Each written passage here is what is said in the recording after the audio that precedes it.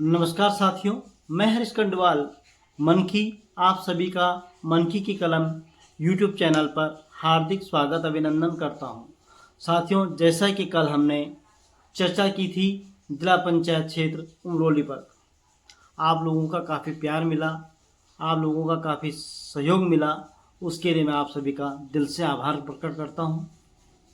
आप इस चुनाव विश्लेषण को देखिए, अंत तक देखिए और अपनी राय जरूर प्रकट कीजिए, क्योंकि हमको भी जनता से ही राय मिलती है और हम अपने मन से कुछ भी नहीं कहते हैं। जो जनता कह रही है उसके बेस पे हम कहते हैं। जो क्षेत्रीय लोगों का कहना होता है, जो क्षेत्रीय लोगों के समर्थक हैं, उनका बोलना होता है, उसके बेस पे हम विश्लेषण करते हैं।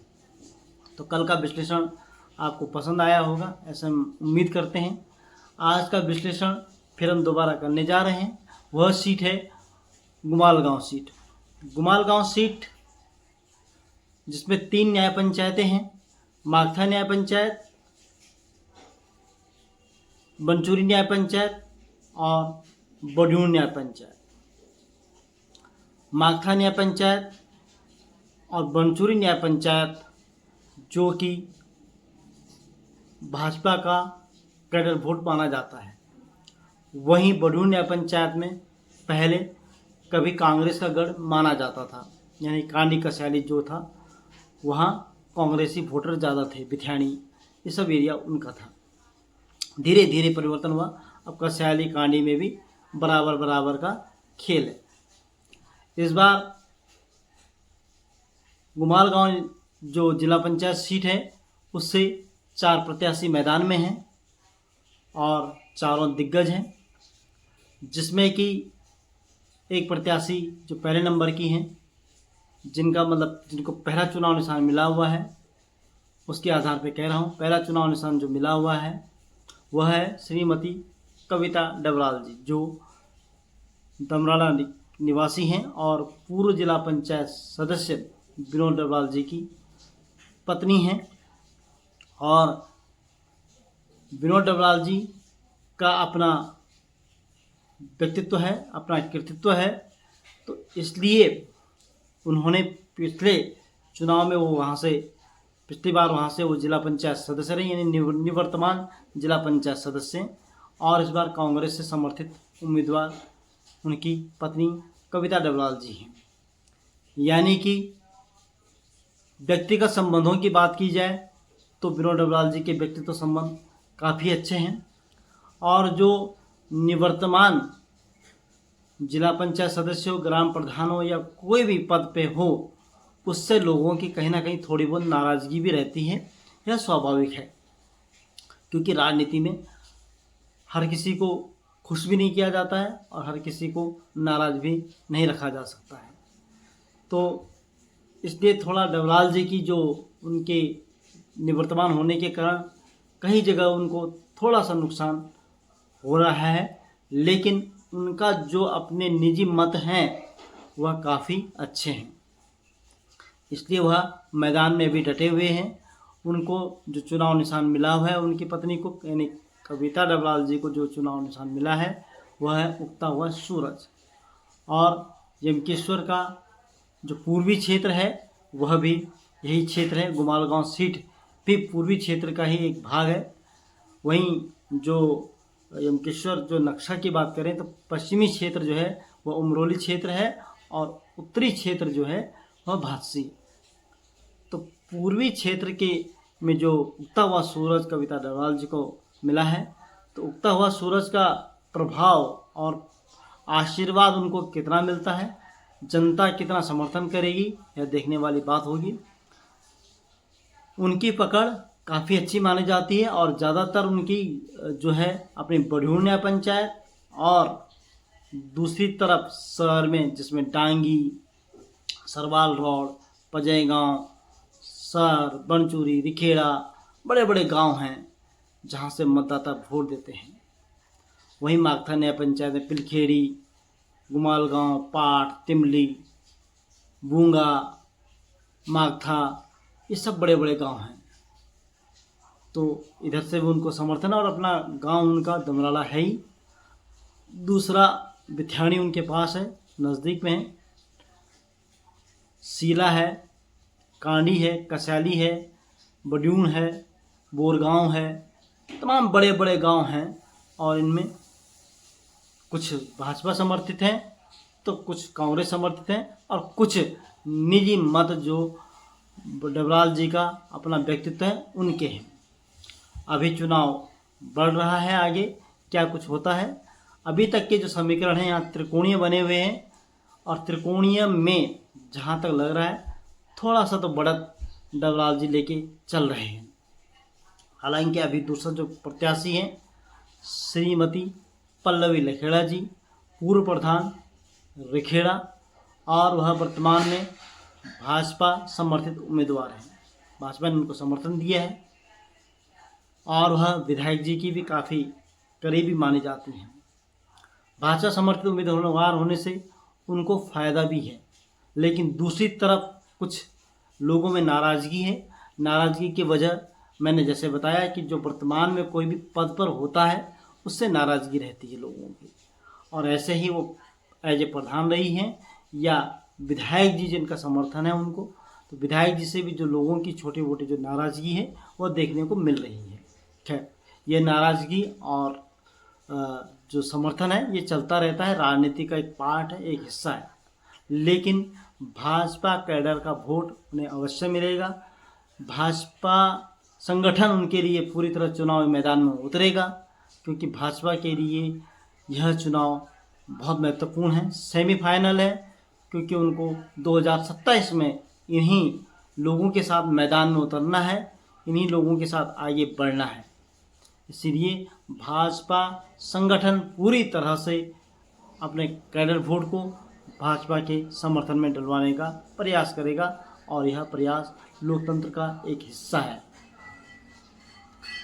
यहाँ पे कुछ क्षेत्रों में, अन्य क्षेत्रों में भी लखेड़ा जी का जो वोट मिलना था वह थोड़ा सा कम होता इसलिए दिख रहा है, क्योंकि दूसरी तरफ भाजपा की समर्थित उम्मीदवार जो भाजपा के ही समर्थन रहते थे और पूर्व ग्राम प्रधान संगठन थे, तो मीना बेलवाल जी भी मैदान में हैं, यानी कि थोड़ा बहुत नुकसान यहाँ से भाजपा को होता हुआ दिख रहा है। अब ये कैसे मैनेज होगा यह देखने वाली बात होगी। तीसरे जो कैंडिडेट हैं, पहले पल्लवी लखेड़ा जी को जो चुनाव निशान मिला है वह है कप प्लेट। तो कप प्लेट के आधार पे वह कितना लोगों को पहुंच पाती हैं, क्योंकि चुनाव निशान है और चुनाव निशान से इस बार पहचान है। जिला पंचायत और प्रधान क्षेत्र पंचायत की खासियत यही है कि उसको चुनाव निशान से देखा जाता है। तो कितना वह कप प्लेट लोगों के दिमाग में बिठा पाती हैं और उनके समर्थक बिठा पाते हैं, यह उनके लिए विशेष रहेगा। तीसरे कैंडिडेट हैं श्रीमती मीना बेलवाल जी, जो सिंदूड़ी ग्राम सभा से आती हैं और उन्होंने भी अपना नामांकन किया हुआ है।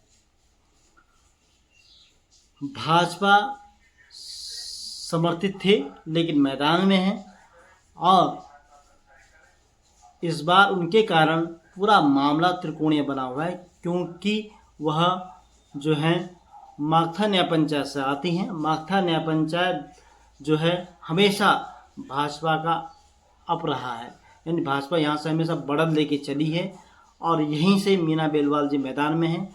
वहाँ उनके अगल बगल में बहुत अच्छे संबंध बताए जा रहे हैं, जिससे सीधा सीधा नुकसान तो हो ही रहा है, लेकिन अभी देखने वाली बात है कि ऊँट किस करवल लेता है।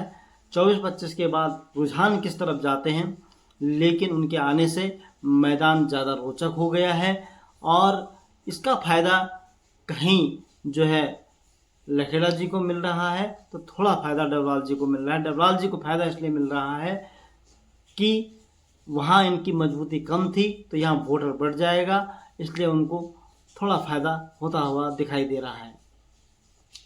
मीना बेलवाल जी इस समय दोनों को टक्कर दे रही हैं, तो हो सकता है चुनावी जो मजमा है, जो ये मतदाताओं का जो मजमा होगा वो किसी भी तरह झुक सकता है आखिर में। तो मीना बेलवाल जी के आने से यह मैदान बहुत ज़्यादा रोचक हो रखा है और समर्थक उनको बड़े बड़े जो पूर्व दिग्गज हैं उनकी तरफ से भी मिल रहा है। भाजपा के जो पुराने कार्यकर्ता हैं अभी उनके साथ खड़े हुए दिखाई दे रहे हैं। युवा पल्लवी लखेड़ा जी के साथ है, इसमें कोई शक नहीं है। और पूरी टीम भी जो भाजपा के नई टीम है वह पल्लवी लखेड़ा जी के साथ है।